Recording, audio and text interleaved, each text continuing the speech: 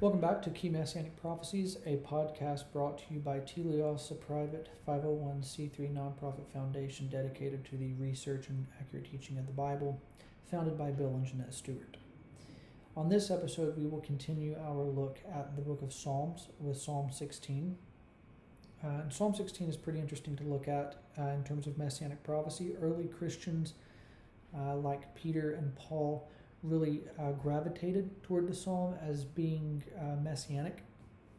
In Acts 2:31 and 13:36 through 37, the psalm is attributed to David, who foresaw the resurrection of the Messiah. Now, as we've gone through the Psalms, I think we've begun to see and understand that there is an ever-widening divide between viewing the Psalms as messianic and viewing the Psalms as this sort of disjointed collection of writings. Now, for our purposes in Messianic prophecy, in this podcast, we are arguing for the Messianic interpretation of the Psalms, in line with how the New Testament writers seem to view the book.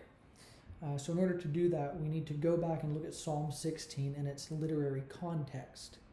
Now, in previous episodes, we've explored how the Psalter as a whole has a very messianic flavor, so to speak. There is a kind of narrative trajectory throughout the book that develops this theological idea of the Messiah. And Psalms 15 through 24 are a pretty fascinating unit of Psalms within the first book. And Psalm 15 describes this ideal version of Israel's king, this very devout and virtuous individual who is qualified to dwell in the mountain of the Lord. That psalm assures us that this king shall never be moved.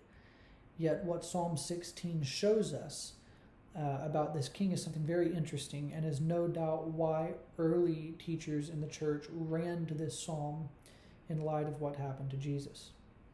Psalm 16 shows us that in order for this king who shall never be moved to ascend the mountain of the Lord, he must first descend into the grave and conquer death itself. And that's in 16 verses 10 through 11.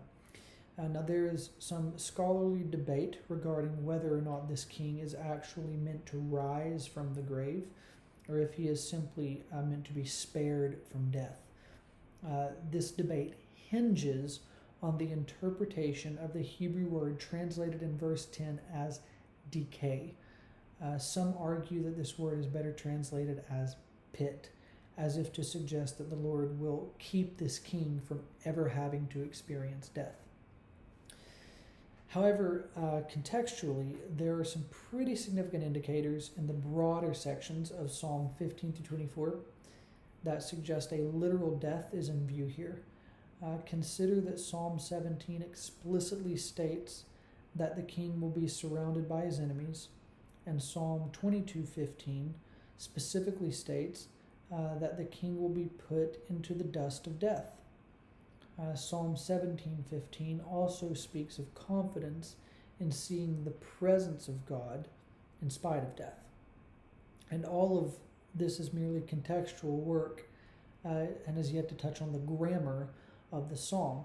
Scholar Bruce Waltke has done a good amount of work demonstrating that the Hebrew word used in verse 10 is referring to a state of being, decay, rather than referring to a specific place, pit.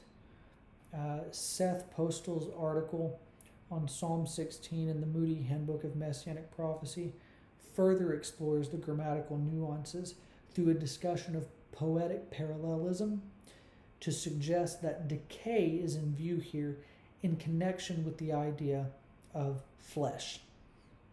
So I know that this stuff can get pretty technical, but the details do become significant when discussing Messianic prophecy. A sound hermeneutic and interpretive method of the Old Testament recognizes that the New Testament writers were not ripping the Old Testament verses out of context and twisting them to fit a new narrative. Rather, we see that the New Testament writers were utilizing these Old Testament passages in their Old Testament contexts to show that these verses were pointing toward the Jewish Messiah all along, who they argued is Jesus.